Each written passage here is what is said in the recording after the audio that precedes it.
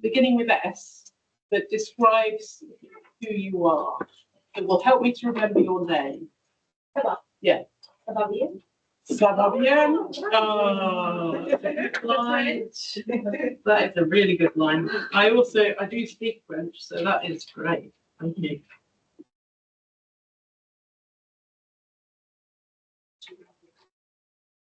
Marvelous. Right. Okay. So this term, you're looking at mission and evangelism. Welcome to this term.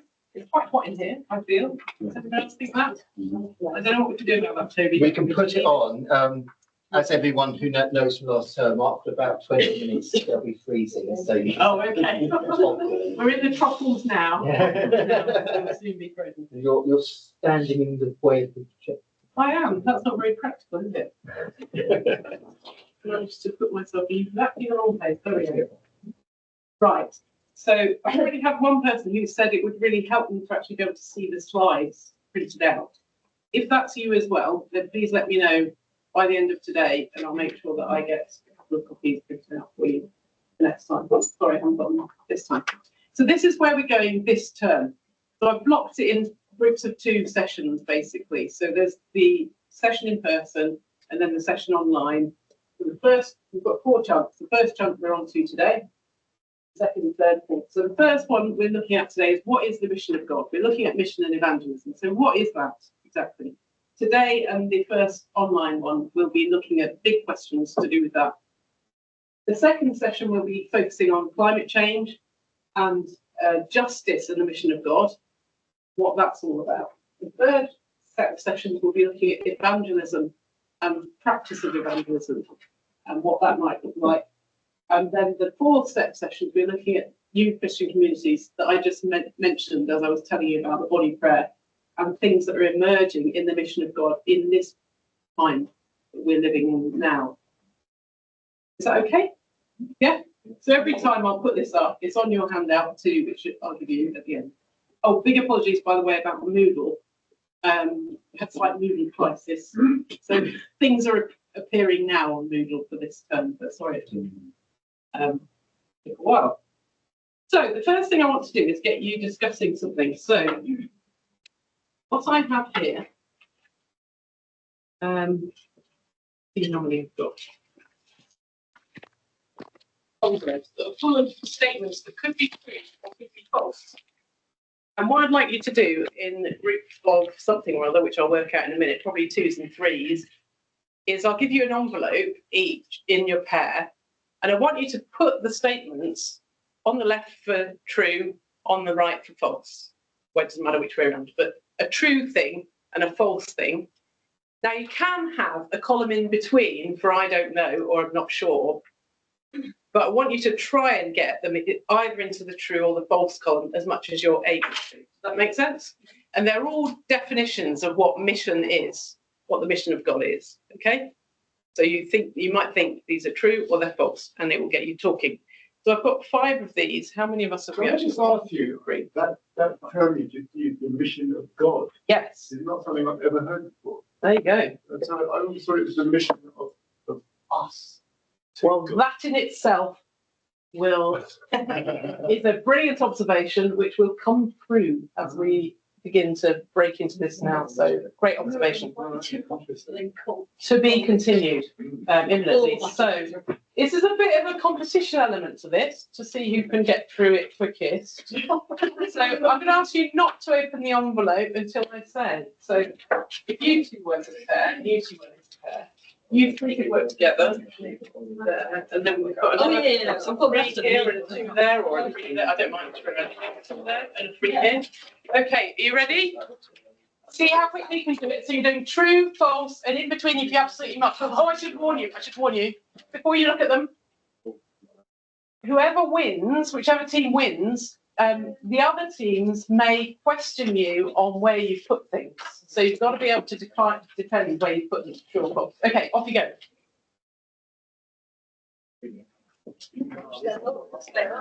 Right, we have, yeah, primarily about growing the church. It's by nature. Shall we just say first? Yeah, first thing first, yeah. Otherwise, true or false then? Mission is primarily about growing the church. It's not a church. Mission to God. Yeah. They'll have it.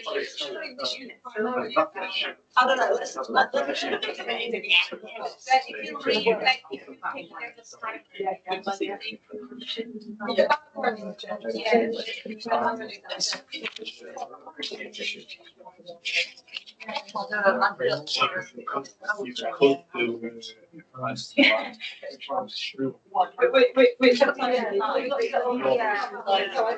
time, the church is like the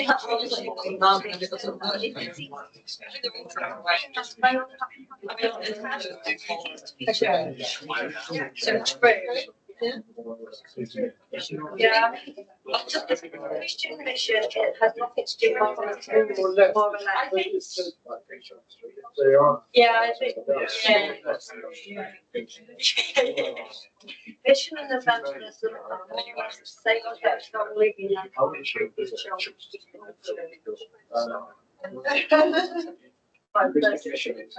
God has worked only in it is the same, just it depends on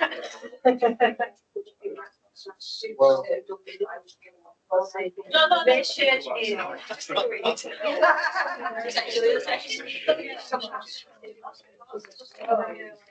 It's true, it does, but it happens here as well. If it only was so, it happens here. It feels true. Yeah. That should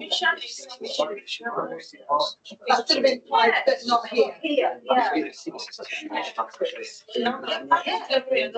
should have everywhere, yeah. Sorry, I have to say. The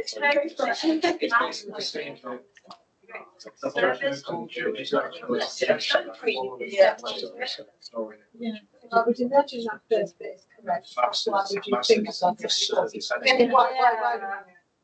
So, mission yes, how would you say, leave it in the middle of the set?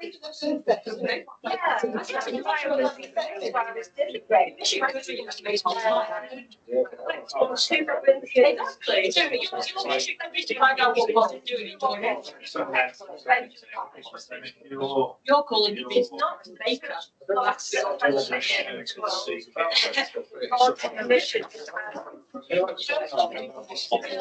Maybe that's our point. Maybe there is also a disagreement.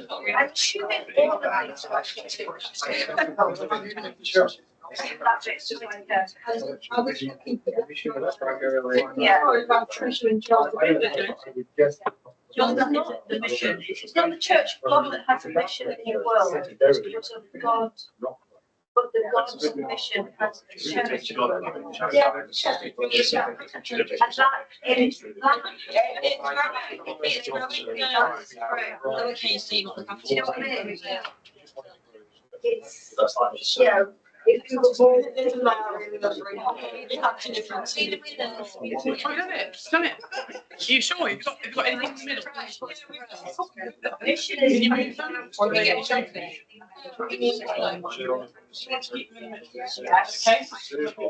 Okay. I did. It's not ideal. Someone might ask you about this. That's the only thing. Okay, we've got some people who have finished. They have got some in their middle category. Have you got anyone who's finished and hasn't got any in the middle category? No? Okay. I didn't give that impression. I was too okay, wasn't I? I'd say I was No. Okay, so let's see where we are. How many have you got left to decide on? None. Several. You've got none left. Have you got both yours are in a very binary kind of thing? Yeah. Wow, look at that.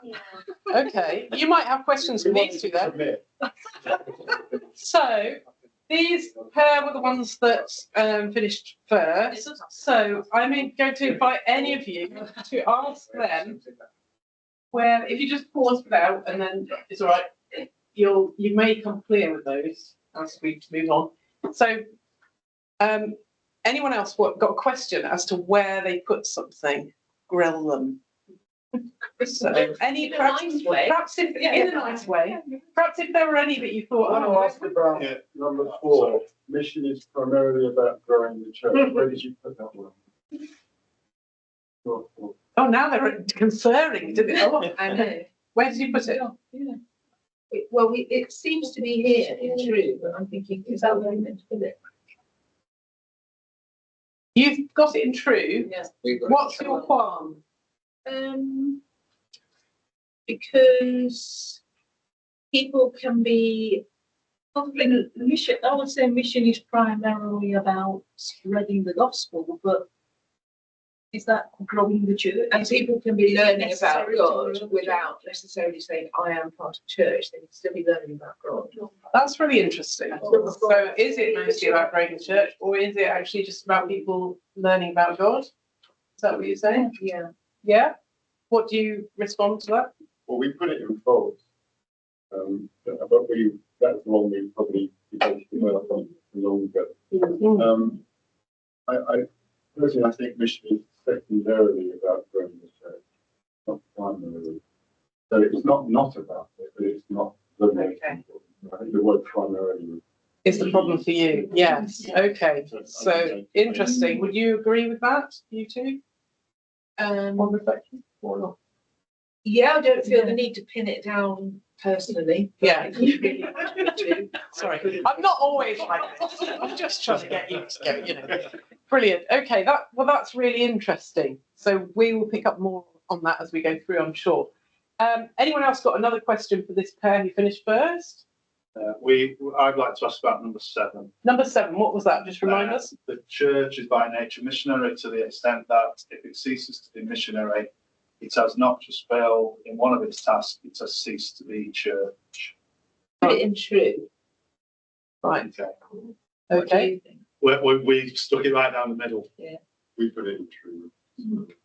Why did you put it in true? Tell I us. feel like an organisation, as this is a silly overused phrase, but useful, we're an organisation for the benefit of people outside the organisation or whatever. Like, why would we be there if we didn't care about everybody? Why would we be there if we didn't care about everybody?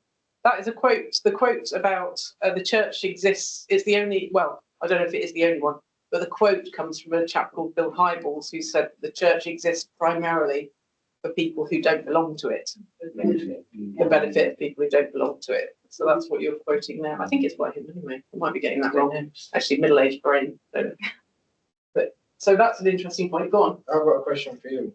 Oh. About you put it in middle and not in true, but I mean, how can it not be in true? Because if the church is not missionary, then what's it even doing? So that's the whole point of it. We kind of couldn't quite get our heads around it. Yeah, it were under it. Yeah, it wasn't trying to not put it either side. We just couldn't get our heads around it. So And we wanted to win, so we're. and I think by asking the question, where did everybody else put it, will help me and Jason. To be honest. Figure out where you would put it. Yeah. Yeah. Based on Jason's already moved it somewhere, so we don't know where. Okay. It was Bonhoeffer. Say again? It was Bonhoeffer. It was Bonhoeffer, was it? Yeah, I just googled it. Oh, it's Bonhoeffer. Well Yeah. done. Super Sue. Super South. See, that didn't work entirely, did it? Because I've got the wrong name now. I answered to most though. Oh, okay. Yeah. Okay. One more question for this pair from somewhere else. Number 9, the one about mission and mass and Holy Communion. Mission and Mass and Holy Communion. Where did you put that We one? put that in true, and I think I hope it didn't pressurise you, but I felt strongly about that it should be something on offer, not to say you have to be part of this, but that it should be in there somewhere as an offering, because it's a point of connection for people between God, Jesus, and each other, and the dead for me. the communion is very central to your faith, and it should be on I just think it's a point of connection that you won't find anywhere else that might facilitate people's relationship with God. Thank you. Yeah, go on, Jason. Jacob. Jacob's, sorry. But you could argue It's that Jacob. communion and mission are different things. Like, because obviously communion is a sacrament. It's something we do to take part in church, whereas mission is to spread to spread the news of Christ. So it's like different things, really. Yeah, central to mission is quite strong, isn't it? But Maybe I it's do like a think it loose should part be of on it. offer. I think it should be in the You picture. can still mission without actually going to church. But There's actually two separate statements in that one. Yeah, that's There's- where we struggle. One might be true and the other one not. Yeah. But- Right, which one do you think is which? Well, the first one is true. That mission and mass are Yeah. linked. They are. Etymologically, they are in fact they linked, are. yeah. But the second one is- Missa, mass, means sent. Right, Interestingly, missa, dismiss comes from the same Yeah. link. So mass means being sent. And there is always, whatever type of church you go to, probably, definitely in the Catholic tradition and also in our Protestant tradition, there'll be a moment where you are dismissed, you are sent out to proclaim the good news of Christ. Yeah. So there is something inherently missional about the Mass, because the word actually comes from the word mission, which you might not realise. If you come from a tradition that's much more low church, more about the biblical thing and less about the actual sacramental thing, you might miss that the sacramental thing at its heart is missional. So interesting, but your perspective is really interesting as well, that this needs to be something that's offered, because it's a very unusual and special gift that can unite us across the world and all of time. Yeah, thank you. But if you think about Christmas, all those people that just turn up for Christmas for midnight, reading midnight mass, It means something, doesn't it? It's a mass, isn't it?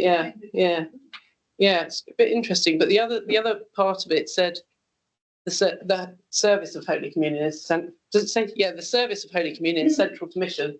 If you're picturing by that a very long-winded service with lots of words, which we might be, I'm just saying, in our Anglican tradition, you might not feel that was the case. Although listening to what Yo said, you might think, maybe it is. But I'm not a big reader, I like to be more of a big reader like you, but there is a really easy book out there, and I can't remember what it's about, and it's about a food project basically, and a lot of my church experience has been around food projects. In this food project, which was very non-churchy, but was connected to the church, like the communion was nestled in that in quite a relaxed way around the meal, and so people could access that connection without necessarily all of the liturgy that somehow church people might expect. I don't think it's absolutely necessary to surround the act of the Eucharist with a lot of words. Well, that's a whole other other area of debate, isn't it? Yeah, so at the Last Supper, he didn't go, and you have to have a massive liturgy around this. He was just like, break the bread, drink the wine, remember me. Yeah. Is that Take This Bread by Sarah Miles? It's got a picture of a sandwich on the front, cut into a cross shape. No, it's like America. Yeah, she's American. Maybe it is. I don't remember the sandwich, but anyway, That book's on the reading list. That's what I'm saying. It's called Take This Bread. It's got a picture of a jam sandwich on the front with a cross cut into it. I'm going to find it in the break because I Find it in the bought break. it for two people. It was so good. Yeah, it is a good. Well, if it's the same one, it probably is good anyway. So bring it and show me. Yeah, it might be different. But I recommend that. Yeah, thank you.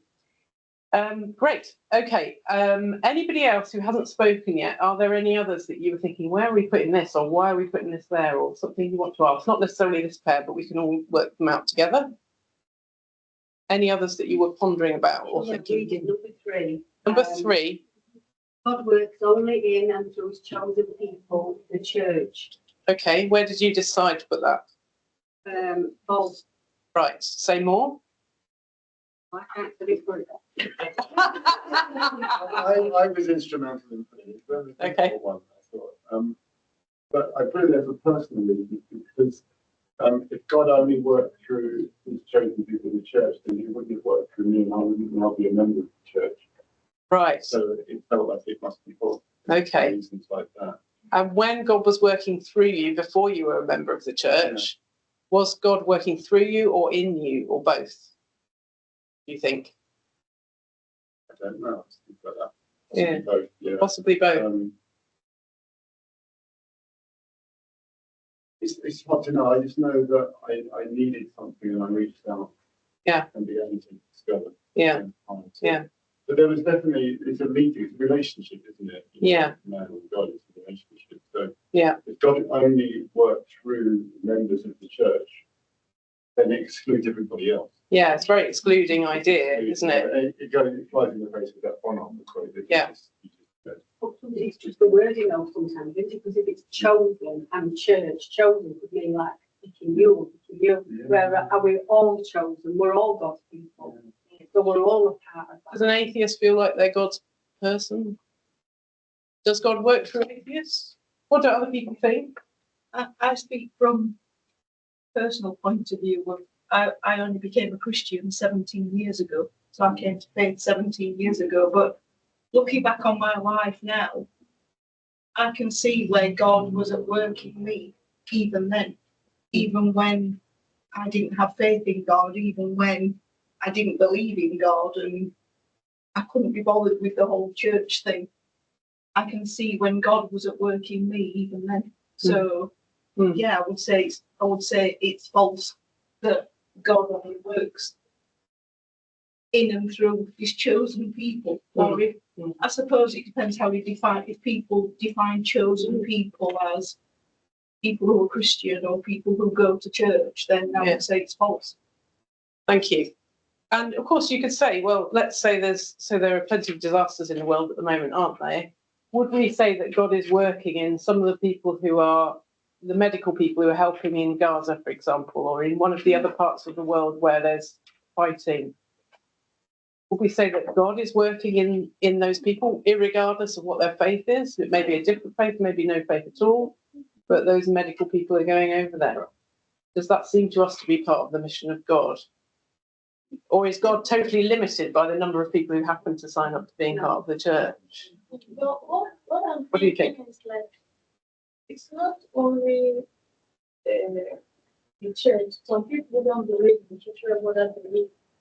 God can also work through some people who work, depending on your belief or your religion. God can still work through anybody. God can still work through a child and go do mine. Doesn't matter if it is in the church, can come from any direction. When God wants to speak, can speak to anybody. Yeah. I think that feels true to me. It's for us to weigh up. But I think a lot of the time when we talk about the mission of the church or of God, we think internally about the church. But I think that's a mistake. And one of my aims in this whole term is to really, as far as I can, encourage you to see the breadth of God's mission, the lengths to which God will go. Because this to me is the heart of my faith, and this is the only reason why I bother coming here and practicing it. So it's a really core part of who I am. This moves us on very nicely. I wonder if you could put your 10 things back in the envelope. Don't get them muddled with next door. One question. Yes, do. This number 8, saying Christian mission has nothing to do with politics. Yeah, Christian mission has nothing to do with politics. What do you think about that? Yeah, then we put it on pause for indirectly some practices in the name of mission, but also in politics. Indirectly. Yeah, give me an example. Can you give me an example? Like during my study, I know that they said also in church there's a authority instituted to lead the church. Likewise, in the government, we have some institution created to guide the institution or the place. Yeah. Which also the church also has an organizational chart also. Yeah. And in today's world, some people mix it up Yeah, and come into mission. yeah.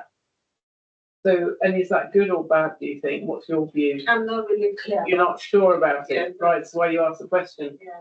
Yeah, that's really interesting. One year, a couple of years ago, we had someone on this course who was an asylum seeker, and she was from a place where the government was very religious, and that's why she was an asylum seeker. She had to flee because the religion wasn't Christian religion; it was a different religion. So in the room, we had people who were very much saying, "Oh no, you should always keep faith out of politics," and she felt that you should always keep faith out of politics because her experience was so awful of faith being in politics. But other people said, no, Jesus was very political. He was actually encouraging people to work together in a way and to work for the advantage of everybody and that kind of thing. So we have very strong points of view in the room for very good reasons. It's not clear, is it? And in England, the Church of England has a political, it has political status still, unusually. I don't know how much longer it will have that. But at the moment, we have bishops who are in the House of Lords still, and we have some kind of status there. But also, we have many different faiths in this country. So it seems, and more increasing numbers of different faiths. So there are lots of voices that would say, why have we still got the Church of England, which seems to be not very good at running itself, let alone helping us run the country well, involved in these things. So it's a mixture, isn't it, of what's actually happening. And there are things that are happening structurally like that. And then there's also how much do we get involved ourselves personally in politics. So quite a lot of the politicians that are in the House of Parliament or the campaign have a strong faith, not necessarily Christian, some Muslim, some other. And that is the reason for their involvement and their commitment.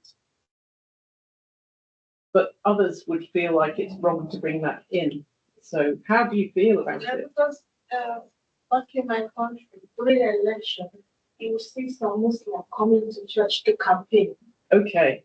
But at the point, I begin to ask, if Muslims can come to church to do their campaign on politics, why not also Christians take their own to Muslims? But we're scared. Yeah. I was a bit. Yeah. It happened in my faith that I experienced it. Yeah. Because they want the vote of the people and they want people to come out. And then it got me a mixed reaction that we are not bringing politics into the church, which is not right. It's very complicated, isn't it? It's Can I actually just make a complicated. point out that the word politics is a nominalization, right? So it can mean different things. And I think if we're thinking party politics, which is what we go to when we think political, it's party politics, showing up to try and influence an election, party politics doesn't have a place in that, but it cannot not be political. Mission cannot not be political because it's dealing with political issues like hunger, and war and poverty. How we should spread out and share out money. Political issues. Yeah. How much money we should put into healthcare, how much money we should put into education, do we get the bins collected? Does it matter that we've got so many homeless people on the streets? That's a political question. Yeah. It is. And does Jesus, for example, care that we've got homeless people on the streets? Probably, I'm guessing. Right. So it's tricky, is what I'm going to say. I'll draw a line there, but we will come back to it. Thank you for raising it. It's really good. I want us to move on because we started a bit late, and I want us to get more into this. What we've just got into here is our own individual stories and experiences of the love of God. Because for me, the mission of God is all linked. It comes out of the love of God. That's so cards on the table. I really want to invite disagreement and discussion in this. That's why I started with this exercise, because I think that's how we learn. So it's not that we're arguing in a violent way with each other, but I want us to be able to say what's true for us, so that we can learn from one another. And I think it will sharpen us and make us better in our own faith, more effective. So, but what I want to do at the moment is to go back a bit to our own stories, our own experience of the love of God, because I think the mission of God is, and the mission of the church at its best, comes out of the love of God. So let me tell you a story about the mission of God from my personal story, and then I will invite you to share as much as or as little as you want where you are of your story, or some of your story if you would like to. So my story, I grew up in a household that wasn't at all Christian. Nobody went to church at all. I did go to church occasionally because I was a brownie, one of these uniformed organisations when I was a child. So occasionally we had church parade, and I went to that, and I quite liked it actually, but it was very alien to me. It's not something I was used to. And then in our religious education lessons at school, we looked at all the major world religions, and I imagined that I believed in all of them, one after another, and what that might feel like. And we were looking particularly, I think, at Buddhism, and I was trying to get my head around what would it be like to really believe that when you die, you just die. That's it. And your body goes into the soil, and maybe there's a kind of passing on of things, but that's basically it. So I was really trying to get to grips with my own mortality and all this kind of thing. I was quite a strange child. This was age 12. Anyway, I was thinking on that kind of level, and trying to really attend to it. And then when I was around that kind of age of 12, that sort of age, some of you are old enough to remember that, and were in the UK at this time, Bob Geldof was singing Feed the World, Let Them Know It's Christmas Time. He brought out this pop song, and he was trying to raise money for Ethiopia. On the television at the time, the news time, they were showing all these starving children in Ethiopia all the time. And they were sort of maybe about 5 years younger than me. They were 5 years, 6 years old, whatever. I was 11, 12.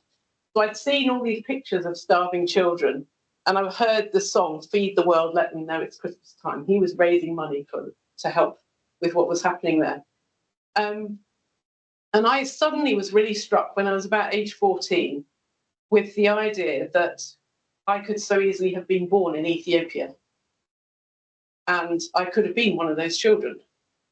And I might not have had food to eat.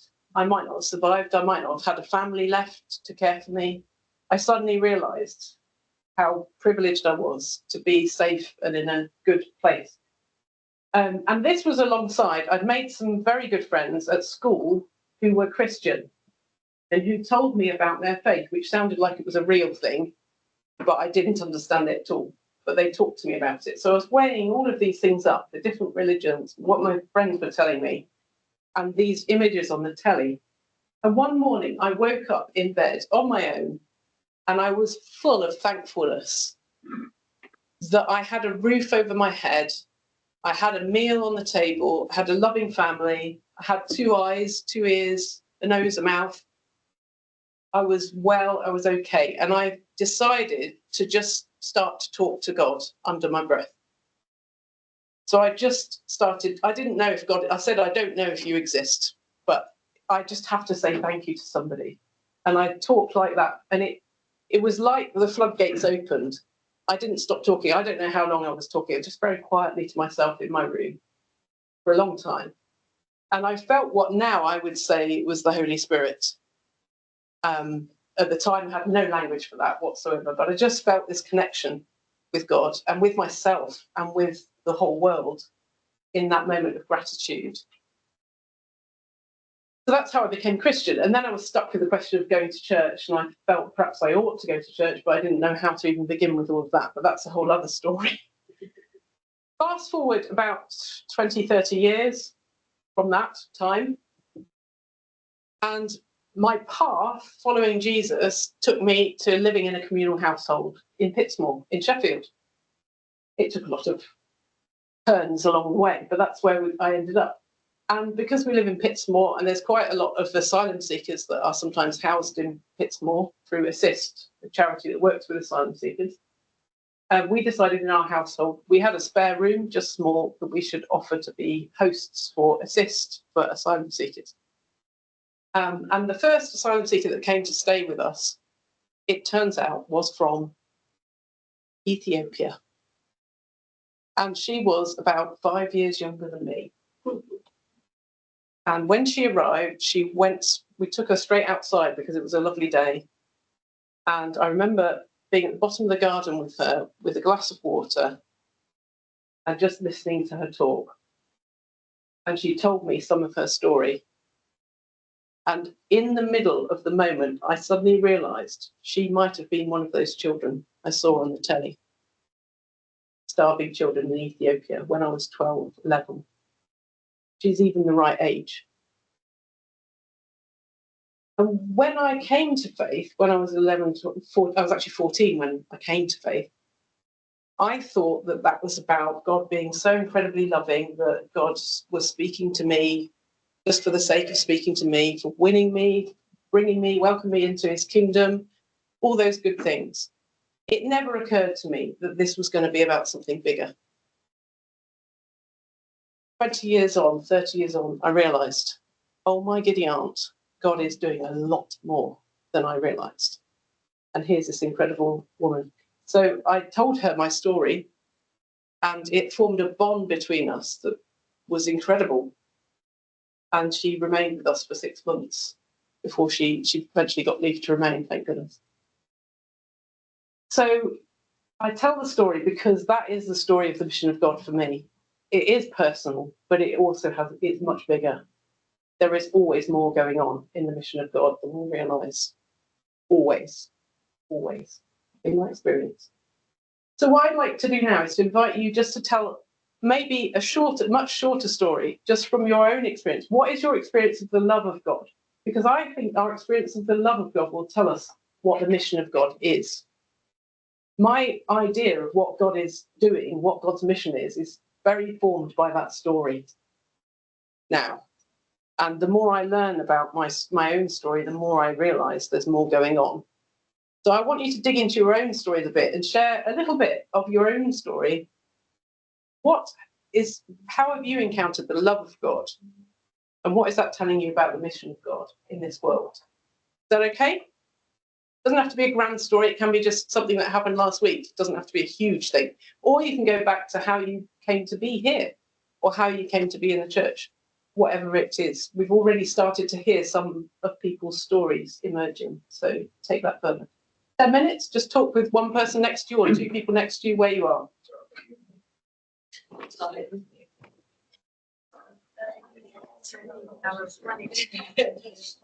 We need to go to two.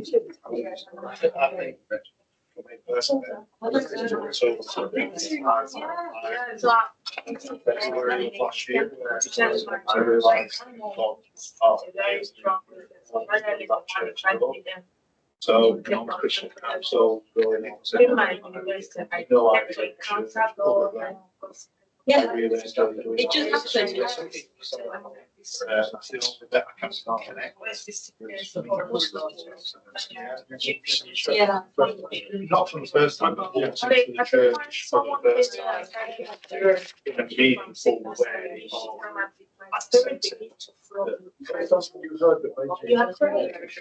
No, I've got lifelong friends who are Christians. My wife has them to take.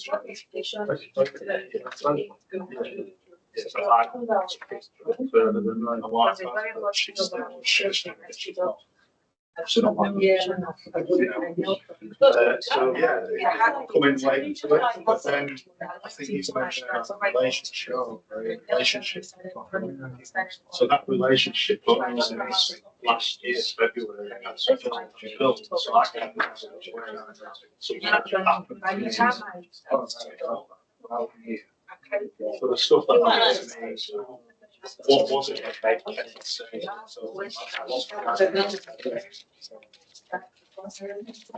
I see getting that family problem. There was something else. I didn't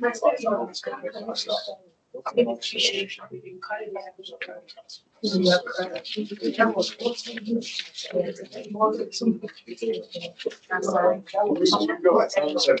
So I was in October at that time.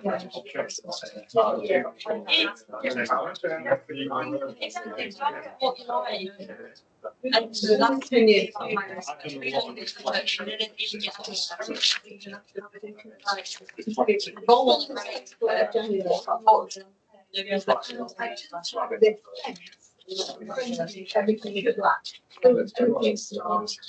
It was okay, because God was there, but it was like, and the next day, my mum was.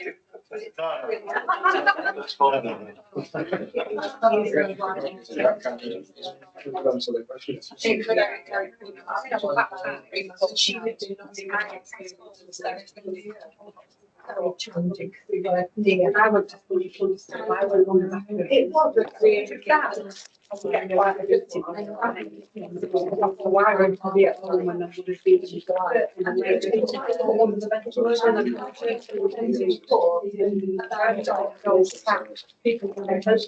I'm sure that you've gone from that and to be aware. Yeah, I actually living there. But God knew. And then he just went around being wired and not knowing what objected or. I know, I'm just not you know, actually a month after Christmas. Yeah. So I know that. Yeah, that feeling. I didn't want anybody to look at me. Why we're there. She's very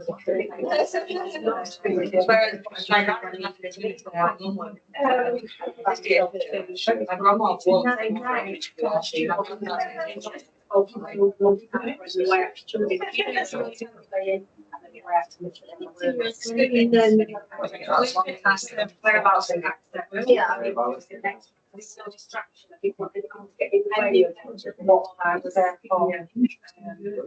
So that took a long time to learn. So, I've got to go to otherwise government have very not like Christian life. That's what I was thinking.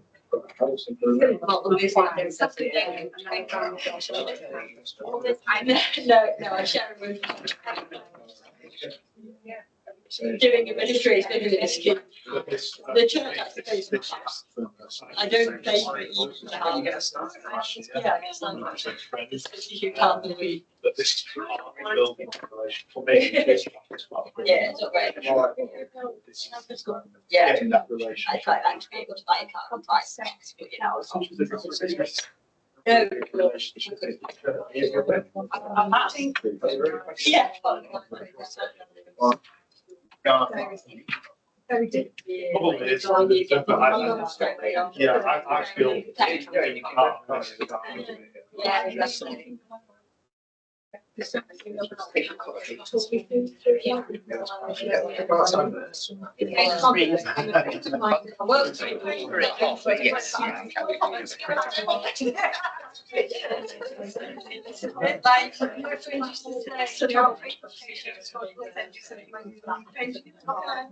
Yes, I agree. For a baby and it's not necessarily like I need more patience.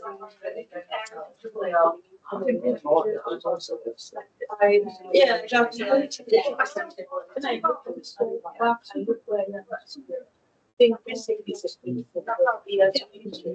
Make sure everyone's had a chance to share if they haven't yet. Got another 5 minutes. Yeah,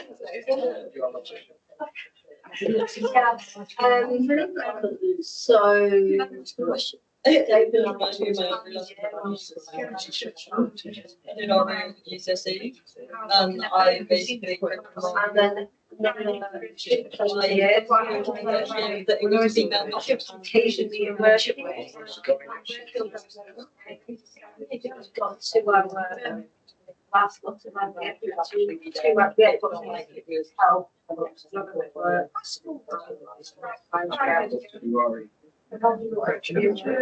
I actually was really bad at the Christian part. It wasn't. I don't know. Like one time I was everyone around me had babies, and it's very much national. I was obviously I was well transferred. It's done to the other side of that, and I was children's minister, so I taught yeah, zero to Harry. Oh, yeah, the crying. Started. I pretty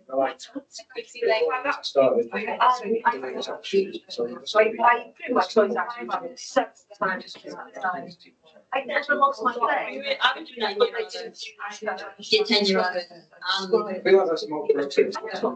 It came up when I got to community access and I walked, so we had to go and I was walking across and I was going to maths and I ended up sitting in my teacher's classroom in third. And I had to and I just, I was supposed to actually We did it, they put two embryos back in and they went, just one, you can live with things like split.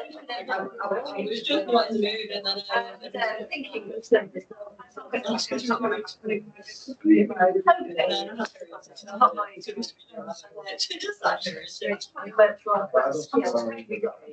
It's like a science, just to be We've been pregnant a few times, but I've never had an actual symptom. Let's do it. yeah, No, sorry. I remember my original monthly both. This is my husband.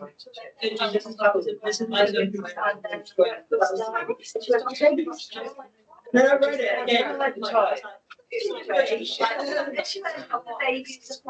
got 2 birthdays. So it's like, okay. And then I'm eventually sat in the car and they phone is, I phone my mum and dad. 2 minutes left. So I had a dream last night, yeah, I'm having twins. She just said it like that, she's the most straight-laced, There's people around. non-emotional person. But yeah. The other night I had to meeting conference. Surprise you. Yeah, the night I was with them. I must have had yoga. I could, I would like to step back. Yeah.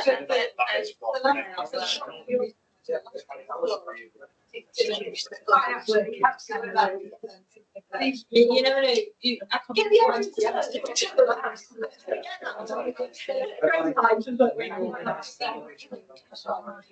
in case you have a great time, yes, but I'm great. Yeah,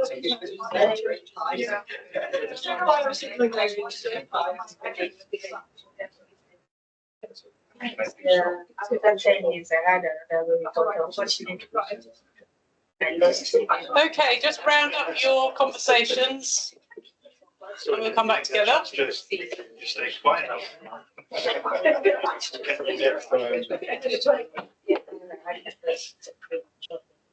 Based on your stories that you've been sharing, what would you say the love of God is like? Can you pull out a word to describe it? Anyone shout out?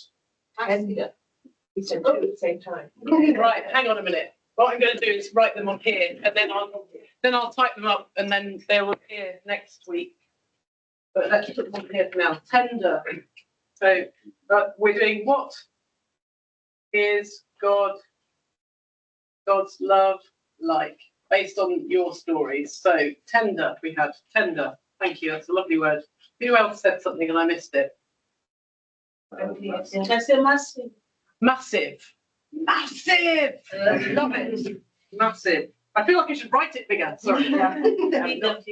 My grandson said, big! He's a crane. Big. I want to offer confrontation. Confrontational. Yeah. Okay. Do you want to say any more about that or just offer it? Just offer it for now. Yeah. Just offer it for leave now. Up there for now and see if it means anything to anyone else. Confrontational. Okay, you spelled it anyhow. Strong. Strong. Strong. I can also say great. Great. Great with a capital G, I feel. Yeah, loyal. Loyal. I don't know if this is the word, but foreknowing, kind of knowing ahead of time what's going to happen and preparing for it is what I'm trying to say. How do you know what I know already in my head? Foreknowing. Yeah. Supernatural. Supernatural.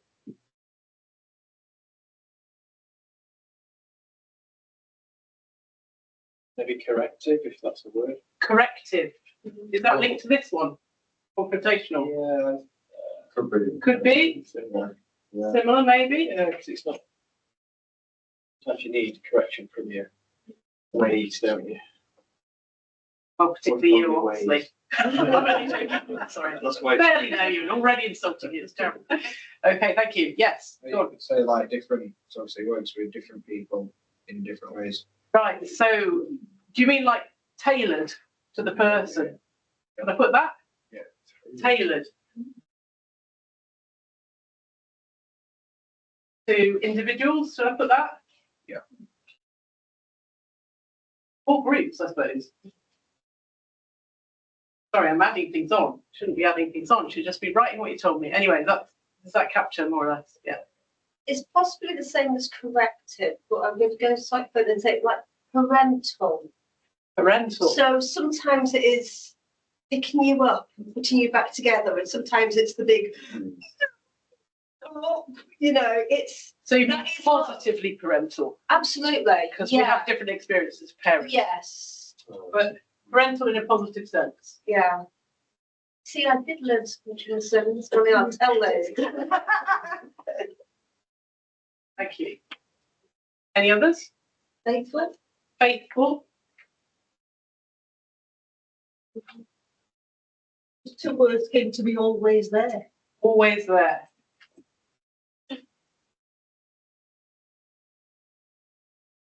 Kindness, or should I say kind or kindness? Kind. Yeah. Jacob? Unconditional. Unconditional. I don't know if this is the difference. It's parental, but I was going to say teaching. So teaching is the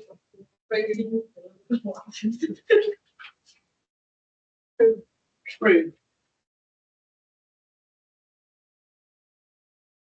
I'm doing enough yoga this morning. I'm thinking, can I get down any lower? Is it going to be a problem? confusing. Confusing. Yeah. Want to say more? No. No. Just confusing. Naturally. Nurturing. Learn. You're just saying things now, aren't you? To see how low it can go. I know, it's like we could go on forever. couldn't we? I was going to say too, transformative and patient. It's quite a bit. Transformative. Oops, transformative and patient. Wow, you've come up with loads of things. Go on. Want to say something? No, I thought you were about to. Come on. Can I have for one more, Ali? Go on. Because we mentioned the word relationships on here quite a bit. So relational. Relational.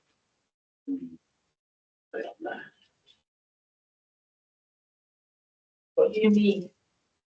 So it's building on that. So as fairly new to being a Christian, building on that relationship, and everything I read comes across as that there's relationships all through the Bible, and your relationship with God and Jesus is really important to yourself, but to Him as well. I think for me also means not passive. A relationship requires work. You can have a passive love, so they can just love you for whatever you do and however you are, but you have a relational love that grows and builds. Can I put active? You can say. With that in mind. Great. So is it a massive leap of logic to suggest that what God is doing in the world is active, it's relational, it's transformative, it's big, it's massive, it's tender, it's confrontational, it's corrective? What God is doing is strong, it's great, loyal, foreknowing, supernatural, faithful, always there. Nurture.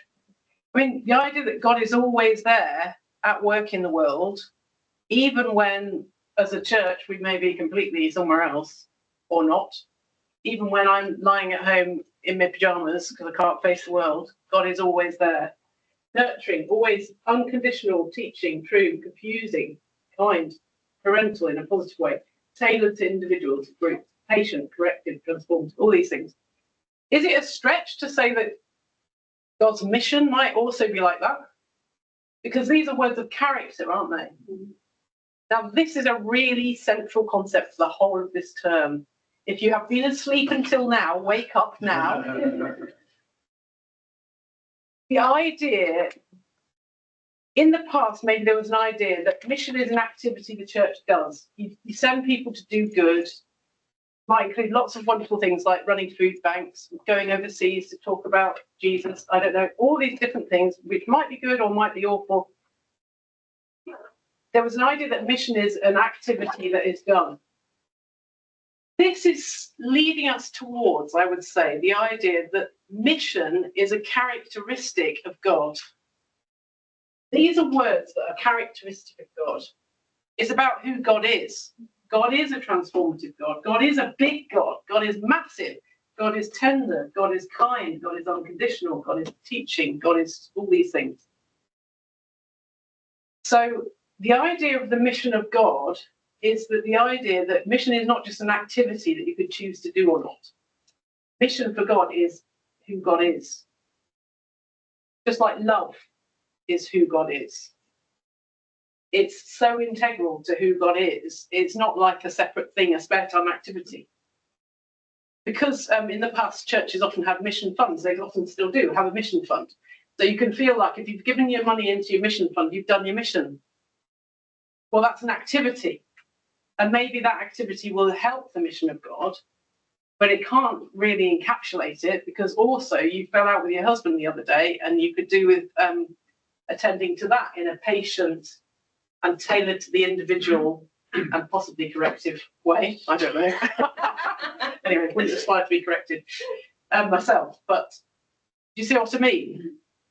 Things that are about the character of who you are. If you are a loving person, it changes the way you behave. It will make you give to the mission fund, but it will also make you bother to get involved, possibly a bit more than just giving some pennies. Do you see what I mean? Yeah? So this is a really key idea, that God is missional. It's part of God's nature to be missional, because God is loving. If God wasn't loving, God wouldn't give a monkey's pair of dingo's kidneys about all this. But God is loving, so that's why we have the mission of God. So the whole point about being a Christian, in my view, this is me now just on my soapbox, so I'll stop in a minute. You can argue with me, but I think we are being formed into the likeness of Christ. I hope I'm becoming more loving. I hope I'm becoming more like these things. I am becoming bigger after Christmas, but that's not linked. That's different. I hope I'm becoming a bit more like God, because I'm trying to walk the same way as Jesus. And I'm hoping that it's changing my character as a person. So the things that I do now are not the same as the things I did when I was 20. And that is a very good thing. And some of that is because I have been trying to follow the way of Jesus, and Jesus has been changing me in that time, hopefully to become a bit more like this. Obviously, my progress is limited, I'll be honest, as you will discover as you get to know me better. But so this is a really key idea. But that's worth looking at, because when you look at that list and thinking, how do I measure up against that list of traits when I think about how I show up for my wife or my children or my friends or my neighbours? And there's big faults. Yeah, of course, because we are also only flawed humans. Yeah. But it gives you how brilliant that we're on a road. To strive, doesn't it? Yeah, and we're on a road. Yeah. If we're trying to follow that way of Jesus, we're on a road that's going to make us more like that, whether we like it or not. Sometimes as well, I think it's about how you define love, because you can have the moments where you're sat with somebody and you give them a hug, and that's a really loving thing to do. But there are also the turning over of the tables in the temple moments where that is still love. Confrontational. It's confrontational, but it's still love. It was Jesus was highlighting what was wrong in that situation. Exactly. It depends how you define love. Yeah. That's what I meant by confrontation. Yeah, great. So we got to it. You didn't even need to say. So this whole term is about growing our concept of what the mission of God is. It's making it bigger, helping us to see how God is at work in many different ways in our stories, but also in the story of the world. Let me just show you. So in previous years, this is what people said in this exercise.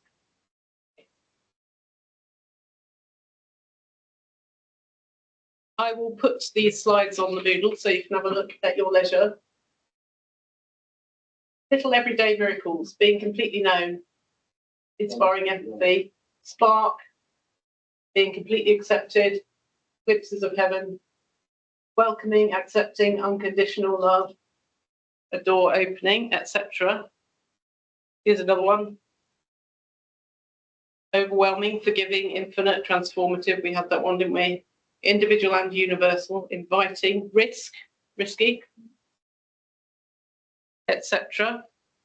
I quite like this one. I couldn't fit it on the word cloud. God's love is an ocean. If I dare to swim, I cannot drown. Kind of like that. And it's a mighty wind. It blows down that which will not bend or travel, but carries those with wings further than they can dream. I'll take that in the new year. There's another one.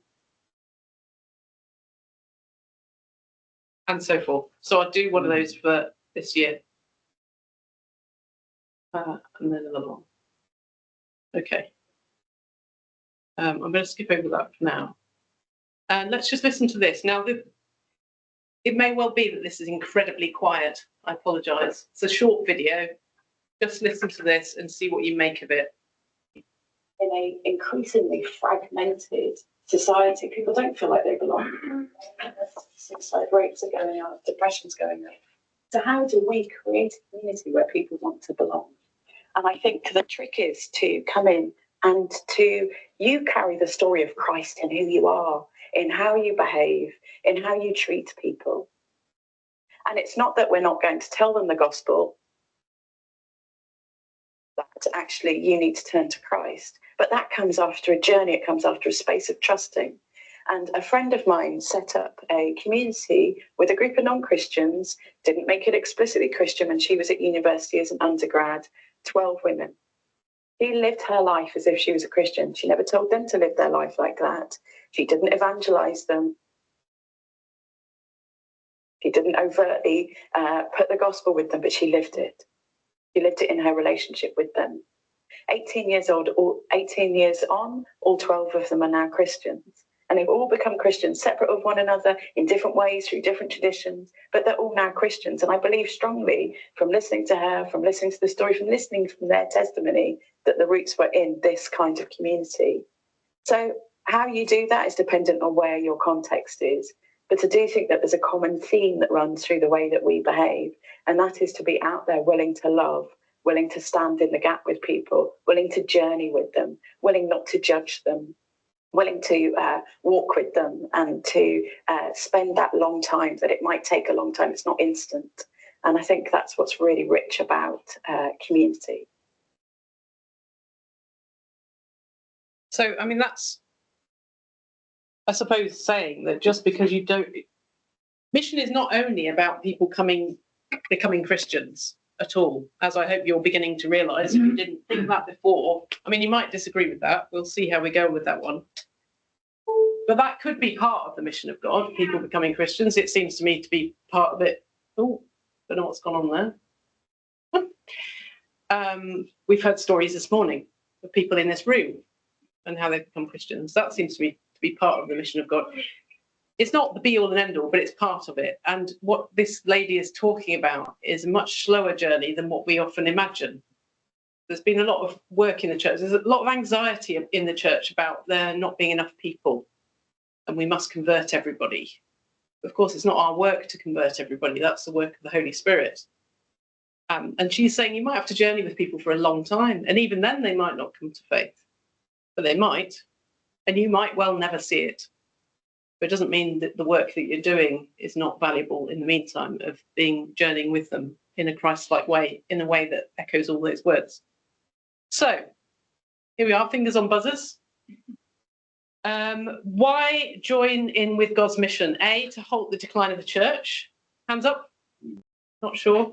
B, it's an interesting spare time activity. C, God's love for the world and everyone in it. D, to help church finances. What do you think? Which would you go for? A, hands up for A. Hands up for B. Hands up for C. Hands up for D. Nobody put their hands up for D. The people who run this place will be very disappointed in you come tomorrow morning. Yeah. The point of this ridiculous exercise is really that it does matter why you're doing it. There's some kind of deeper magic. It does matter. I think it does matter why you're doing it. I think there's a kind of deeper magic. If people get a whiff that you're only making a connection with them because you want to convert them, because you want to get your church to be bigger, they'll probably run for the hills if they've got any sense. And people are quite savvy. It's a bit like dogs. They can always tell when you're fearful, can't they? A dog. And they'll sort of, well, they might do anyway. Maybe not. So the why you're doing it does matter. If you're only running a food bank because you want to convert the people who come and use the food bank, I think that's a bit rubbish, to be honest. Does God want us to run a food bank because we want to convert everyone to make his church bigger? Or does God want us to maybe run a food bank or do something like that to help people who are at the ends of their resources? What would love tell you? So I'm being quite stark here. But I'm just saying it does actually matter, because if people think that the only reason you're talking to them about your faith is to convert them because you want your church to be bigger, I don't think that reflects any of those words on there, personally. I mean, you might disagree with me, but I'm just saying it. I think what it's about is anxiety in the church, that the church is dwindling, we're struggling to connect with people and all that. It's okay to be anxious, but what we need to then do is say, God, we're anxious, help us, rather than trying to make people convert, which doesn't feel right to me. But I think we don't need to worry about that, because I think God is big, actually massive, bigger than that actual picture. And if God is that big, then we can trust and just join in. Anyway, that's another of my soapboxes. I want to play you this video as well. This is an example of a city centre church, St Matthew's, Carver Street, and they've got this parish nursing scheme. Has anyone heard of it? Yes, some of you are familiar with it. This is their little video from a few years ago now, and it's probably not going to work, so I'll probably have to play it on the thing, and the sound again will be not brilliant, but let me see if I can get it, because it's quite a good example of the broader mission of God, really, in action. Let me see what happens when I just do that. Yes, I thought so. Go on then.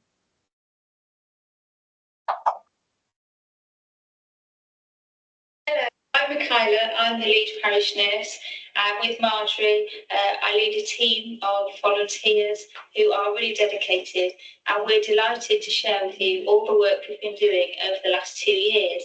So in this short video, you're going to hear about our work in the Wool Market, Marjorie's walking group, our one-to-one work, and our outreach work on the streets. I hope you enjoy, and thank you so much to all those who've contributed to our work. The parish nursing project has had a really big impact across this area and district in which we work. The nurses have been able to get into places which we haven't been able to access before. Everything from sort of working with the homeless, to having a stall down the market, being able to signpost people to other services, but also working with projects where there were significant issues around drugs rehab, and the nurses have been able to make such a positive impact there. Father God, we thank you for this day, and we just pray that you be with us as we go out around the streets of Sheffield City Centre today.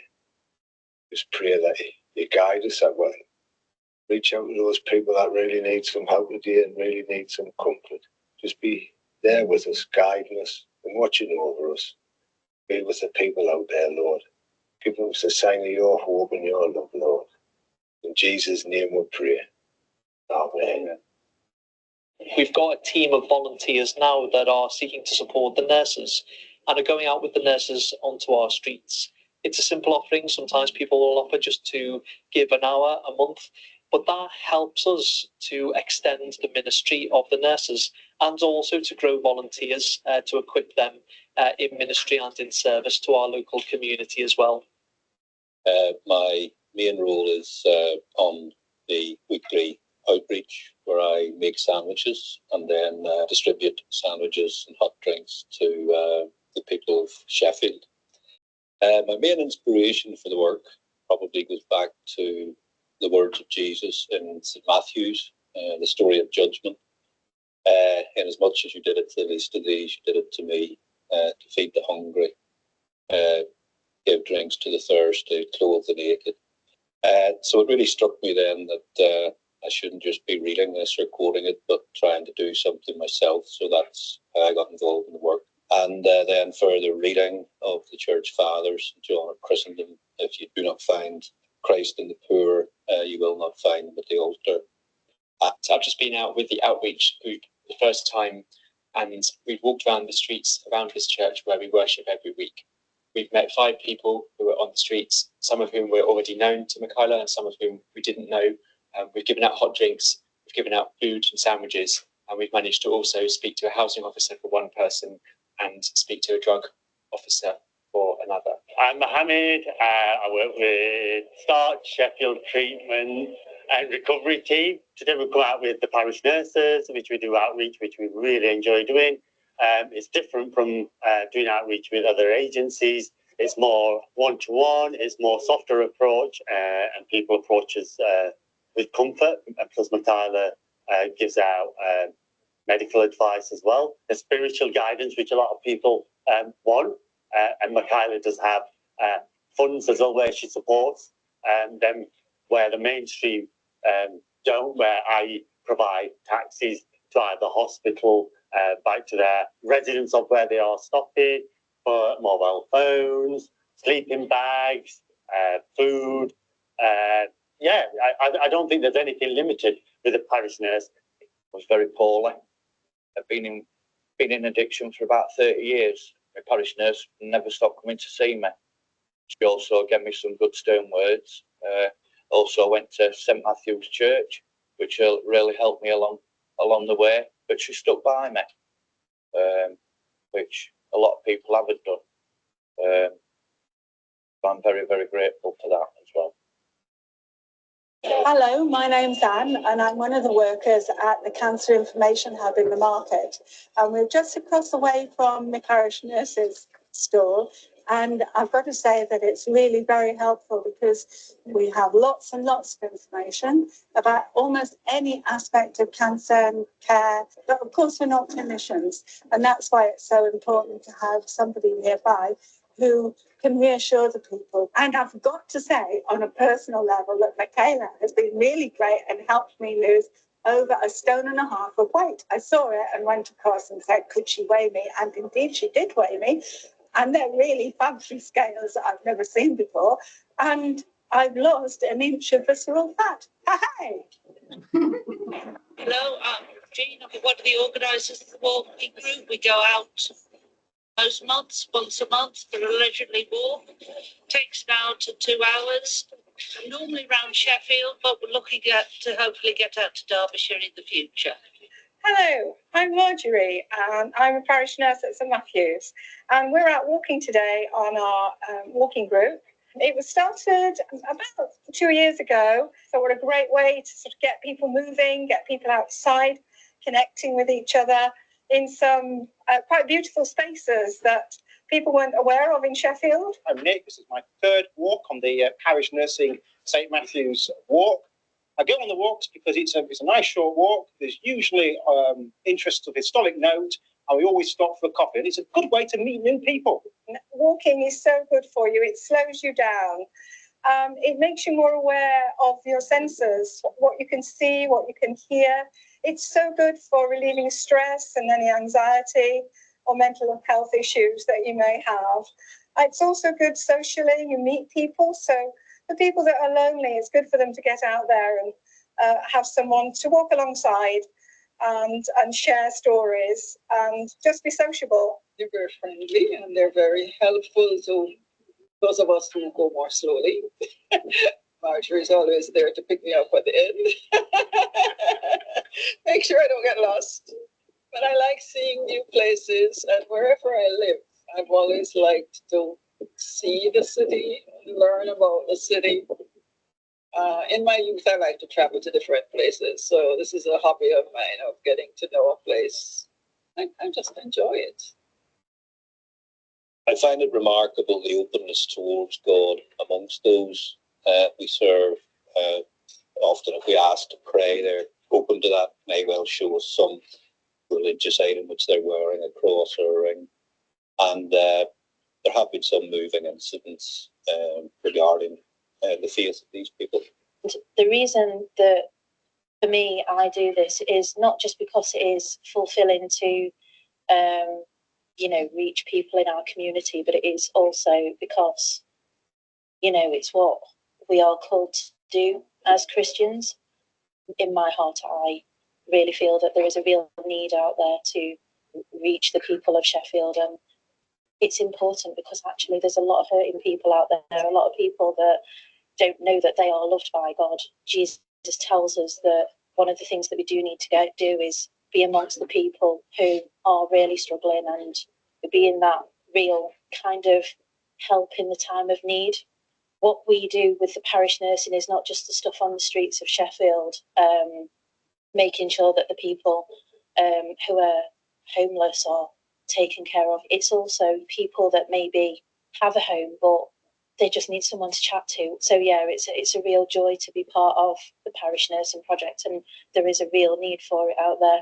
I can discuss faith with my clients, and that doesn't matter what faith they are, but it's just that recognition that faith is important in all of our lives. And if we live that to its fullness, then that does bring healing and wholeness. I think it strengthens my faith because I'm actually doing something. And also I think it opens me up to engaging with those less fortunate than myself, lets me appreciate the good things I have, because after we finish the outreach, I return to a comfortable home with loving family and friends. The parish also has wanted to support the parish nursing project. I'm going to stop him there. I'm sorry it's really quiet. We'll have to sort this issue out, won't we, Toby? Anyway, but you get the kind of general idea of that as one example of how you could engage with mission of God in a very particular city centre kind of context. And hopefully showing you that it's wider than just about talking with people about faith, although that is one of the elements of it always. There are other elements to it as well, which I think we were getting to anyway. So we're going to have a break there for coffee, you'll be glad to know, and tea. And we'll take 15 minutes and then come back at 2:45. That would be great. Thank you very much.